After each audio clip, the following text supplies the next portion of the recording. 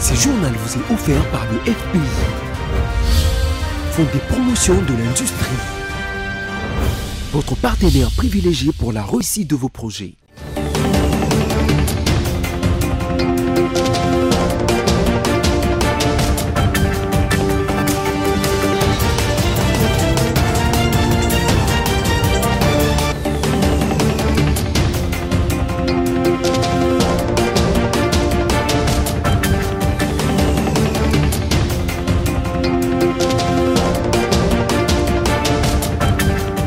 Très heureuse de vous informer ce soir, mesdames, messieurs. Bienvenue dans ce journal dont voici le sommaire.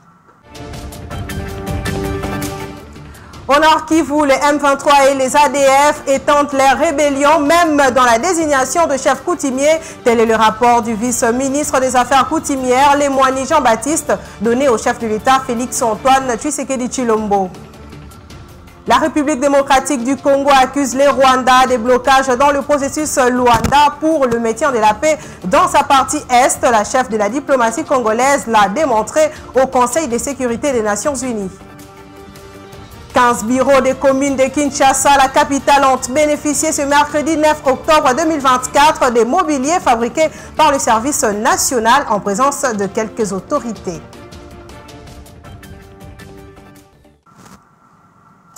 Dans la soirée du mardi 8 octobre 2024, le chef de l'État Félix-Antoine Tshisekedi Tshilombo a reçu Lemwani Jean-Baptiste, vice-ministre de l'Intérieur, chargé des affaires coutumières. La situation des autorités coutumières dans le Nord était au centre de cet échange. La presse présidentielle. Les terroristes du M23 imposent le chaos, violant ainsi toutes les règles coutumières.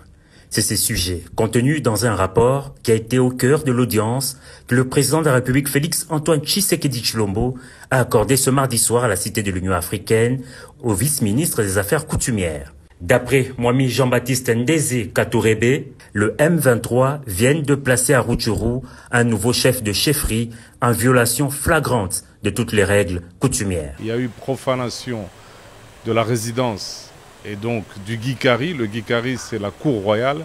Il y a eu profanation du bureau et c'est des faits graves qu'il me fallait dénoncer et ça a été fait au travers d'un rapport.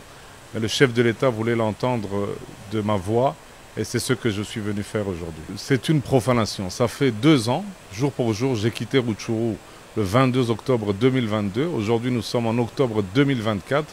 On se pose la question pourquoi le M23 a décidé maintenant de poser cet acte. C'est une façon de montrer qu'ils sont aux abois, qu'ils n'ont plus d'alternative et que l'autorité coutumière que je représente ici et mes 7 chefs de groupement, tous ont quitté leurs entités pour montrer leur désapprobation face à cette énième attaque du M23 qui est soutenue par le Rwanda et l'Ouganda. Un groupe de réflexion dénommé Congo Desk a à cet effet été mis en place pour mieux cogiter, travailler et peaufiner des stratégies. Des stratégies qui vont trouver appui sur le vouloir vivre ensemble qui caractérise encore et toujours le peuple congolais. Prévu pour ce mercredi 3 octobre 2024, l'inhumation de la trentaine de corps repêchés de eaux du lac Kivu après le naufrage du bateau MV Merdi n'a pas eu lieu. Une manifestation des familles de victimes a eu lieu pour empêcher cette dernière avant de retrouver d'autres corps jusqu'à présent sous eau. L'inhumation des 34 corps déjà tirés des eaux du lac Kivu, qui devrait avoir lieu ce mercredi 9 octobre 2024, comme avait annoncé le gouvernement congolais. L'inhumation des 34 corps déjà tirés des eaux du lac Kivu, qui devrait avoir lieu ce mercredi 9 octobre 2024, les uns au cimetière Makao, dans les territoires des Nyiragongo, pour ceux des Goma et ses environs, et d'autres à Minova et Buremana pour ceux du Sud Kivu. Visiblement, rien ne serait encore fait suite aux manifestations de membres de famille des victimes dont les corps n'ont pas encore été retrouvés et s'opposent ainsi à l'inhumation, comme l'avait annoncé par les gouvernements congolais, bloquant ainsi tout passage sur la route nationale numéro 2 et sur son axe Goma-Saké en érigant de barricades sur la chaussée de l'hôpital provincial du Nord Kivu, comme vous pouvez le voir dans ces images. Le manifestant réclame tout haut avoir besoin de leurs frères et sœurs et à les entendre, les corps de victimes doivent être retrouvés. Ainsi, ils pourront les inhumer une fois pour toutes. Si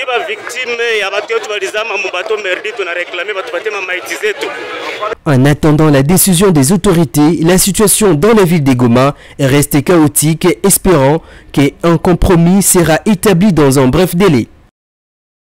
Et pendant ces temps, le gouvernement de la République démocratique du Congo demande l'autorisation du Sénat pour l'obtention de la prorogation de l'état des sièges, raison pour laquelle le vice-premier ministre, ministre de l'Intérieur, Jacquemain Chabani, s'est rendu le mardi 8 octobre 2024 à cette chambre haute dirigée par Jean-Michel Samalou Kondé pour donner plus d'éclaircissements dans ces dossiers. Au nom du gouvernement, le vice-premier ministre, ministre de l'Intérieur, Sécurité, Décentralisation et Affaires coutumières, Jacquemain Chabani, a présenté à la Chambre haute du Parlement de la République démocratique du Congo le projet de loi portant prorogation de l'état des sièges sur une partie de la RDC. Tel qu'adopté par le Conseil de ministres à l'issue de la réunion tenue dernièrement devant l'Assemblée plénière du Sénat. Le gouvernement souminois a fait savoir au bureau du Sénat l'importance de la prorogation de l'état des sièges en ces moments où le pays est victime de l'agression dans sa partie est. Sur ce, la prorogation de l'état des sièges permettra, comme dans les passés, aux forces de défense et de sécurité de continuer de faire face aux multiples tentatives d'incursion et attaques de la coalition terroristes du M23, RDF et tant d'autres forces négatives. Notons que l'Assemblée nationale a déjà adopté ces projets de prorogation de l'état des sièges depuis le début de la semaine au cours de la plénière du lundi dernier. La ministre des Affaires étrangères, Coopération internationale et francophonie, Thérèse Kayikwamba, a devant le Conseil de sécurité des Nations Unies du mardi 8 octobre dernier, à l'occasion de la présentation du rapport semestriel de l'envoyé spécial du secrétaire général pour la région de Grand Lac, a parlé des difficultés que rencontre le processus de Luanda, qui est un cadre de négociations entre Kigali et Kinshasa. À l'en croire, les blocages résident notamment sur les divergences entre les deux parties concernant le projet d'accord. On l'écoute. Premièrement, le plan harmonisé pour la neutralisation des FDLR et le désengagement des forces. Ce plan repose sur deux volets. L'un pour la neutralisation des FDLR et l'autre pour le retrait des forces rwandaises. Dès avril 2024, la République démocratique du Congo a élaboré son plan de neutralisation des FDLR, avec précision et incluant une évaluation complète de la menace, des opérations militaires et un suivi rigoureux des résultats. En revanche, la contribution du Rwanda sur le retrait des forces se résume à une simple promesse de retrait sans garantie ni détails concrets, créant un déséquilibre qui compromet l'application cohérente du plan. Pire encore, le Rwanda conditionne son retrait à la neutralisation des FDLR, un chantage qui viole les principes fondamentaux du droit international. Le Rwanda rejette toute clause de responsabilité dans un éventuel accord de paix, ce qui soulève de graves interrogations sur la sincérité de son engagement envers la paix. En République démocratique du Congo, nous acceptons pleinement d'être tenus responsables de nos actes, car le principe de responsabilité est le socle de toute résolution de conflit. Il impose à chaque partie de respecter scrupuleusement ses engagements, avec rigueur et sincérité. La République démocratique du Congo réaffirme la nécessité impérative d'un mécanisme de justice régionale pour répondre aux violations flagrantes du droit international commises depuis la résurgence du M23 en 2022. Le Rwanda refuse catégoriquement l'inclusion de toute disposition visant à intégrer ce mécanisme dans l'accord de paix actuellement en discussion. Et au cours du même Conseil de sécurité, le ministre rwandais avait réagi aux propos de la chef de la diplomatie congolaise qui, à son tour, a immédiatement réagi pour répondre à ces propos. On l'écoute. Sur les accusations de menaces contre les minorités ethniques, rappelons que notre pays, riche de sa diversité, a toujours su protéger et garantir la cohabitation pacifique et la sécurité de tous ces groupes. Le principe de souveraineté impose que chaque État contrôle pleinement ses affaires internes et nous exigeons son respect total. Ce qui est malheureux, c'est que le Rwanda se sert du faux prétexte d'un prétendu altruisme envers certaines minorités pour justifier ces violations de notre souveraineté. Des décennies d'ingérence rwandaise montrent que ce discours sert une politique prédatrice motivés par des intérêts économiques dans l'Est de la RDC. Ce discours reflète un mépris profond des principes de la Charte des Nations Unies et de la dignité humaine, des vies congolaises qui méritent la même protection que toutes les autres.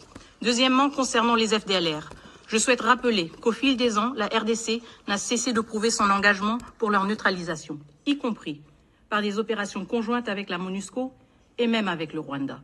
Notre engagement est indéfectible sur cette question, sachant que les FDLR causent un préjudice considérable à nos propres citoyens.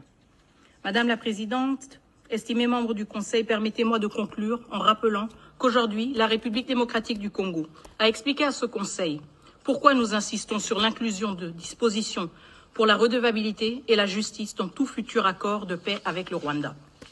Par contre, ce que le Rwanda n'a pas su nous expliquer aujourd'hui, c'est son mépris pour l'intégrité territoriale du Congo, sa crainte d'un accord de paix avec une clause de redevabilité qui sanctionnerait des violations du dit accord, et enfin sa peur à l'idée d'un mécanisme de justice pour traiter les violations du droit international depuis la résurgence du M23. On évolue dans ces journaux. Le vice-premier ministre, ministre des Transports de la République démocratique du Congo, Jean-Pierre Bemba, ainsi que son homologue de la République du Malawi, Jacob Hara, ont signé le mardi 8 octobre 2024 au cours d'une réunion extraordinaire tenue à Kinshasa, la capitale, un accord bilatéral relatif aux services aériens dans le but justement de faciliter les échanges commerciaux et favoriser la mobilité des citoyens et de leurs biens. C'est un signe de solidarité au sein de cette communauté régionale. À l'Assemblée provinciale de Kinshasa, les députés provinciaux ont, au cours d'une plénière tenue le mardi 8 octobre 2024, examiné et adopté à l'unanimité les projets du calendrier de matières qui seront traités durant cette session ordinaire de septembre 2024, mais aussi plusieurs matières ont été également retenues dans ces projets de calendrier. Roger Matadi nous en dit plus. Nous sommes à l'Assemblée provinciale de Kinshasa où les députés provinciaux ont débattu au cours d'une plénière consacrée au projet des calendriers de matières qui seront traités durant cette session ordinaire de septembre 2024. Quelques amendements ont été proposés lors du débat de ces projets avant son adoption. La dite commission a pour mission notamment de rédiger les rapports généraux faisant ressortir la synthèse de toutes les difficultés et préoccupations soulevées par le député dans les rapports des vacances parlementaires, de sélectionner les recommandations ayant un caractère prioritaire et dont l'application s'impose dans le meilleur délai pour l'amélioration des conditions de vie de la population quinoise, a indiqué Lévi Mbuta, président de cet organe législatif.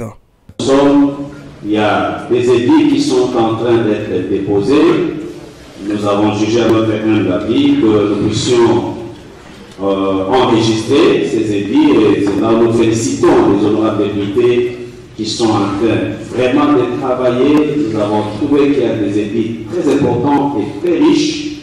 Et là, on s'est dit déjà que nous aurons une très bonne production législative pendant notre mandat. Notons que sur les 48 députés qui comptent l'Assemblée provinciale de Kinshasa, seuls 26 ont répondu présent, 14 absents, 2 excusés et ce siège manque jusqu'à présent.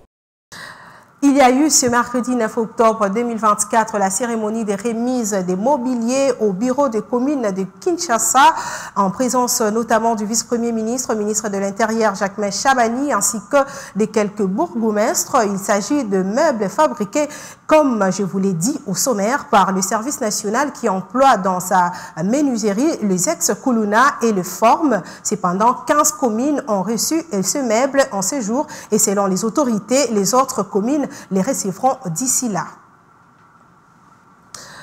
Dans un contexte de tensions croissantes au Moyen-Orient, Égypte et la Jordanie ont uni leur voix mardi pour condamner fermement ce qu'ils qualifient d'agression israélienne au Liban. Cette prise de position intervient alors qu'Israël intensifie ses opérations militaires contre les Hezbollah dans le sud du Liban. C'est lors d'une conférence de presse conjointe au Caire que les deux personnalités ont examiné leur solidarité avec les Libans face aux récentes frappes israéliennes. Le ministre jordanien des Affaires étrangères a souligné mardi que la priorité de son pays était de mettre fin à l'agression israélienne sur le Liban. Ayman Safadi s'est exprimé lors d'une visite en Égypte où il a rencontré son homologue égyptien Bader Abdelati pour des entretiens au cours desquels les deux hommes ont abordé le conflit entre Israël et le groupe militant basé au Liban, le Hezbollah. La priorité est d'arrêter l'agression israélienne sur le Liban, puis de mettre en œuvre l'initiative annoncée par le Premier ministre libanais au sein du gouvernement intérimaire afin d'appliquer pleinement la résolution 1701. C'est la priorité actuelle et c'est ce qui permettra de progresser vers le maintien de la stabilité et la prévention d'une escalade régionale plus importante. En vertu de la résolution 1701 du Conseil de sécurité des Nations Unies qui a mis fin à la guerre d'1 mois entre Israël et le Hezbollah en 2006, les militants devraient se retirer au nord du Litanie et les forces armées libanaises devaient patrouiller dans la région frontalière avec les forces de maintien de la paix des Nations Unies. Nous poursuivons nos efforts arabes pour parvenir à un cessez-le-feu dans la bande de Gaza et mettre fin à l'agression brutale d'Israël dans la bande de Gaza et à l'agression contre les civils palestiniens en Cisjordanie. Après qu'Israël a lancé une invasion terrestre dans le sud du Liban, bombardant des cibles du Hezbollah la semaine dernière, le Hezbollah a tiré un nouveau barrage de roquettes sur Israël mardi avec pour objectif de maintenir la pression qui a forcé des milliers d'Israéliens à quitter leur maison près de la frontière libanaise. Place au rappel des principaux titres à présent. Au Nord Kivu, les M23 et les ADF étendent leur rébellion même dans la désignation de chef coutumier. Tel est le rapport du vice-ministre des Affaires coutumières, les Moami Jean-Baptiste, donné au chef de l'État Félix-Antoine Tshisekedi Tshilombo. La République démocratique du Congo accuse le Rwanda des blocages dans le processus de Luanda pour le maintien de la paix dans sa partie Est. La chef de la diplomatie congolaise l'a démontré au Conseil de sécurité des Nations Unies. 15 bureaux des communes de Kinshasa, la capitale, ont bénéficié ce mercredi 9 octobre 2024 des mobiliers fabriqués par le service national en présence de quelques autorités. Fin de ce journal. Mesdames, Messieurs, merci de l'avoir suivi. Portez-vous bien et à très bientôt.